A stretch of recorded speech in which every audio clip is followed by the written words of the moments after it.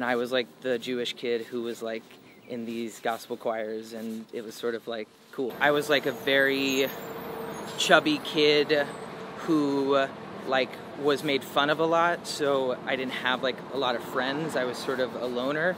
There was a point in my life where I had stopped writing songs because like life got really stressful, and like and growing up became like very hard. My dad passed away, and that was sudden. And when that happened, it was sort of like I can't release music right now. I need time and I need space.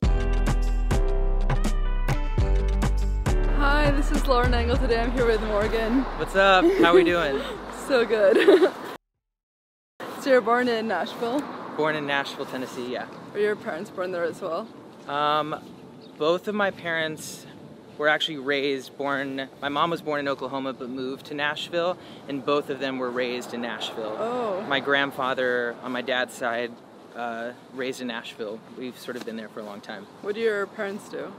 Well, both of them are in real estate. My dad, he passed away, but my mom is still here and she works in real estate. Oh, where do you get your creative side from? My mom's father was a singer, he was like a crooner. His father was like a vaudeville singer, so like a song and dance man. And I always used to sing with my grandfather. He was the guy that kind of gave me my love of music. Oh, wow. Yeah. How did you start getting into gospel choir? Well, I had a really big voice when I was a kid, and I think that it was a lot for my brother to sort of like be around me all the time, singing as loud as possible. So my mom wanted to find any way to get me out of the house. So that was sort of joining this like Nashville children's choir when I was like 6. Mm-hmm. But you grew up with a kind of Jewish household, or? Yeah, we were, my family's Jewish, and I was sort of, well, in Nashville, it's like you're either doing country music or you're doing like Christian music, and I somehow got into like the gospel background, singing like these choirs, and I was like the Jewish kid who was like in these gospel choirs, and it was sort of like cool. That's Did you like it? Yeah, because they sing these huge like spiritual songs, and they let their voice out like in a huge way, and that was kind of what I needed. Like I was such a weird child, and like those huge choirs were like really, they were kind of like a release for me. That's kind of also how I got into theater, because it was like a way for me to sort of like let my voice out in these like huge songs and in these huge like roles. What kind of music were your parents playing in the house when you were growing up? Music, I mean, music for me was like my secret, you know, like my parents didn't listen to a ton of music around the house. For me, when I discovered Stevie Wonder and Luther Vandross, these like huge soul voices, I remember I was in high school when I discovered Stevie Wonder, and it was like I found like some sort of secret treasure chest, and that was my escape, you know. It wasn't necessarily something I got at home. It was something that I got sort of by being out there and like exploring. Was Bob Dylan also a big part? Bob Dylan, I actually discovered Bob Dylan through my guitar player friend, like later in life, just as like a songwriter. I think he's incredible.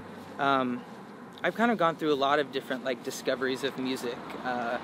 There's been times in my life where people like Bob Dylan or Joni Mitchell or Patti Smith have been like important to me because of who they are as an artist, not just because of their songs, but you know, I'm someone who likes to wander and like take journeys and explore, and like someone like Patti Smith or like Bob Dylan, they have these autobiographies that I read that like inspired me very deeply as an artist to, you know, kind of get out of your comfort zone and get out of yourself, you know what I mean, and explore and see what's out there, because you might be surprised. And for me, this whole process has been like about what has surprised me, not what I've planned.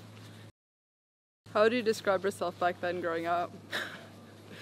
Oh man, I think I had a lot of love, and I didn't really know where to put it, and I put it into singing and piano, and I put it into anything that I could create and sort of express. Like singing for me was always the way that I connected most with people. I was like a very chubby kid who like was made fun of a lot, so I didn't have like a lot of friends. I was sort of a loner, and so I think like on stage though, that was sort of the place that I got to let it out. And that always, like, it from a very early age, I was like a kid who needed a stage to express himself, and honestly that hasn't changed. Yeah, I love that. Yeah. Like, did you always know your whole life that you'd be in like creative field? I think that I didn't know that you could do this with your life. You know, I don't think that I knew that you could like make music and that could be the way that you relate to the world, you know? For me, like, I grew up in the South, and in a way where, you know, to be successful means that you have to have like a job, and you have to have like, there's one path towards success, and forever I was like, well, that doesn't like work for me. It doesn't resonate for me, and music has always been the way that I've like, there was a point in my life where I had stopped writing songs because like life got really stressful, and like and growing up became like very hard. When I sort of picked it back up, it was sort of like, this is the way that I see the world. This is the way that I move through the world, and I don't know how I'm gonna like make it my life, but I'm going to continue to write music that resonates for me and hope that I can share that with people. And then after you graduated high school, you went straight into theater, or what were you doing? Yeah. Or you studied it, right? Yeah, I went to college for theater in Chicago. It was sort of like a way for me to, you know, I was always like a singer, but I wanted to like study the art of like acting as a way to honestly get out of myself and get out of my body and try to explore other things. And I think, you know, with theater, there's like so much empathy that I learned by like exploring different characters and exploring who I am as a human. Like there was a lot of stuff I was going through as like just exploring like the depths of who I was, and like, you know, my sexuality and all of these different pieces about me. So after college, I ended up moving to New York, and I was in a Broadway show called Spring Awakening, which was this like coming of age musical that was this incredible experience, and a difficult experience for me, because it was supposed to be this wonderful thing, and I found myself like not happy and not exploring who I was, and I didn't really know how. And that's actually when I picked back up like writing, when I sort of started like putting my thoughts down on paper and realizing that I could take like what's in my journal and what's in my head and not escape who I was and what I wanted to say, and not like say what other people wanted me to say, but start to learn what I wanted to say and start to explore how I wanted to say it. And so that's kind of how music kind of like rushed back into my life and became like what I would wake up for. You know what I mean? I was actually reading, there's like I forget the term. It's a Japanese term for like what gets you out of bed every day. Do you know the term? No, like, I don't know. Ishike. I'm gonna butcher. That's butchered. But okay. But it's just the idea of like what gets you out of bed every day. And music for me, that gets me out of bed every day. Like writing and singing and expressing. You know, we're living in this like crazy time where people are so disconnected and like so separate, and there's so much fighting. But like music really can and does bring us together. You know.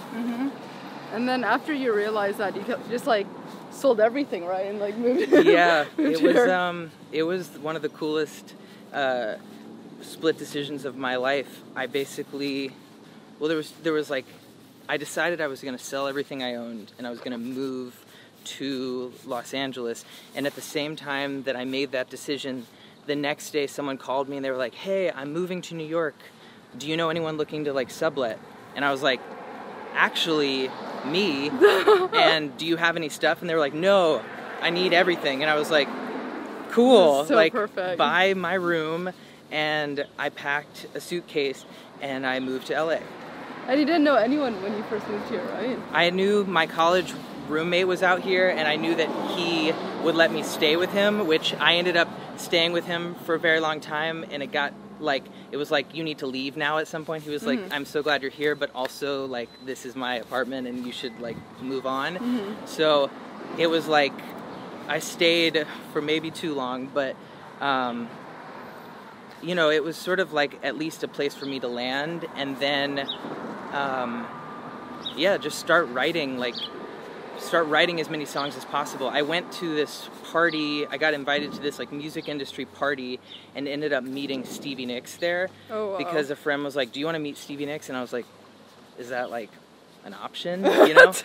And that night she said to me like, you need to keep moving because this city will run right over you. And that was kind of important for me to hear, because I always thought New York was that way, but really LA, like, even in its beauty, like, you sort of have to find your purpose, and like, you have to find your path, and no one is going to hand that to you, and no one is going to tell you what that is, you know? So even though I didn't know a lot of people, I just honestly just like kept writing music, because that was what I wanted to wake up and do. And how did you get your music out there initially? Like, how did people start finding your music? Well, honestly, it happened not like I planned, because I thought, okay, cool, I have songs, like, I'm ready, like, come on, like, listen to me, but you don't get people to, like, listen to you by, like, trying to get them to listen to you. You get people to listen by trying to share you and share, like, a part of who you are. And honestly, when I wrote Kiss Kiss, when I wrote that song, I knew that something was different about me and about the music, and it's part of why I put the X in my name. It was like marking like a specific journey, and the end of one and the beginning of another for me. Yeah. And I was like, I gotta get this out. But instead of like throwing it out into the wind, I took my time and kept building more songs. And then there was this period where I thought I was going to put out an EP and call it Vital. And as I mentioned before, my dad passed away, and that was sudden. And when that happened, it was sort of like, I can't release music right now. I need time and I need space. And I took that time, and the record I made is called Vital, and I think part of it is because a lot of what was gonna be on that EP didn't go away from me. There was just more that was added that needed to be said. And so I feel like I'm kind of continuing that conversation about Vital, because for me, that's sort of what's kept me going these past couple of years. And how long after you moved here that you were able to find management and things started really kicking off? Let's see. It was like 6 years. It took 6 years for there to be. It took 6 years for there to be like a team in place to help me put out the music. It was definitely. It was definitely like I would do everything on my own, for better or for worse. You know, sometimes I'd make myself sick doing everything. It was really when I stopped looking for like the people to help and this sort of like the people to come, and I focused on the music, that the team started showing up. And it was Love You With the Lights On was the first song I put out, and that song is really what brought me like the bulk of the team that I have now. It was because someone heard it in the studio, and then someone heard it live. Oh. Within a week of each other. Yeah. And then it was like, and then that was the song that sort of got me like my initial meetings, and Yeah, but if I had to go back and repeat the process, I would tell myself, don't rush to find like the team. The team will come when you have like the art that you're trying to put out there. And I think that was what happened for me. I wanted a team for so long, and I couldn't find it. But when I made the music, that was when the people that were supposed to be there is who showed up. How were you sustaining yourself financially? Were you working other jobs initially? Yeah, I was teaching voice and piano here in LA, and yeah, once I like moved out here, it was sort of like find any way to like sustain yourself so that you can make music.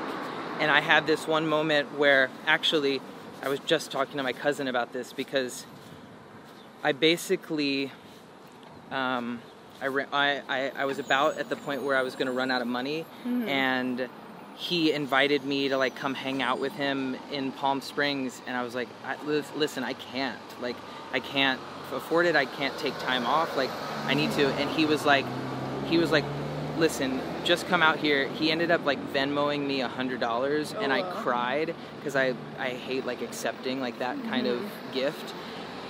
I went out there, and a month and a half later is when I got offered a record deal. Oh, wow. Yeah. Oh my God. That's so cool. So like, and I was like, right before that, I was almost going to move home, because I was like, I wasn't sure how you can do it, you know? I think that's like, I think a lot of my record has to do with like how you stand up for yourself.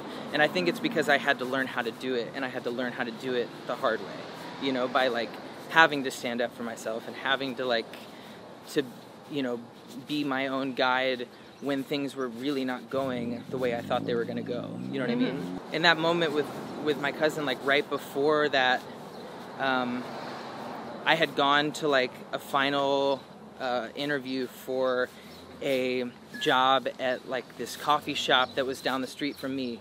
And I was like, I decided I was not going to move home. I was going to like make it work here, because like moving home for me like wasn't really an option that like wasn't going to like keep my heart open and like keep it moving forward. And I walked back to my apartment after this interview, and I had gotten my first check from this like song I sang on this DJ's like record, and I like sang on this record, and I got paid. And it was like, oh my God, I don't have to take this job right now. I can like keep moving forward. Was it Tiesto? Or was that one? Was that one Tiesto? That was actually this DJ called Project 46, which was on Ultra. That happened right before the Tiesto things happened. I was teaching a piano lesson to like this kid when I got a notification on my phone that Tiesto was playing my song at Ultra in Miami, and I just like, I don't know if this was like a bad moment as in teaching there, but it was literally like, actually I think it was great, because I literally like opened my computer and showed her. I was like, hey, like this is me singing like to 47,000 people like right now. It was like nothing like that had ever happened for me before. Huge. So yeah, it was huge, and it's kind of like those moments that you like, I don't know, it's those moments where you keep going, you know, you sort of, you have a moment like that, and you're reminded like, this is why I do it, to connect with people and to like, and to be able to share with real people is really what keeps me going. And have you always been in the LGBT community, or what was the process for you like coming out and everything? Well, I think coming out was a very personal process for me, and it happened for me like gradually in college. I wasn't comfortable with myself for a very long time, and I think that's sort of like we were talking about like hair color like earlier. I think something about like as small as dyeing your hair for me like was such a revolution, because that's not how I could express myself growing up, you know? And so I don't like to think of it as like I'm now in the LGBT community. I am LGBT. Like, it is who I am, and it's not something I choose to be. It's now something I'm proud of, and something that I'm like honored to represent in who I am and what I do. Because I know that there are people, because I get messages from them all around the world who are living in situations that they can't be themselves, and they can't openly say who they love. And I think it's important for all artists to openly share who and what they love. Yeah, I love that. Yeah. What are the inspirations and themes for your album coming up? I think Vital has a lot to do with how you pick yourself up and keep yourself going, even when you're not sure how and why you keep going. And I think a lot of what is vital to me has honestly been this music. Like, this music has been like what I've come back to every day as like as my purpose, you know. And I think when my dad passed, and when I was sort of going through my own like crisis of what that meant for me, it was like this music that like picked me up and like kept me going, you know. So I think it's hard to say, like, it's hard to just literally say exactly what this record is, because I honestly think it's just a snapshot in time for me, and I think it's going to reveal itself like over time. Like, there's a record on there called Alone Forever, and I think that says a lot about where I've been and where I've, like, what I've been wrestling with. There's a song on there called Roots. These are songs that aren't out right now,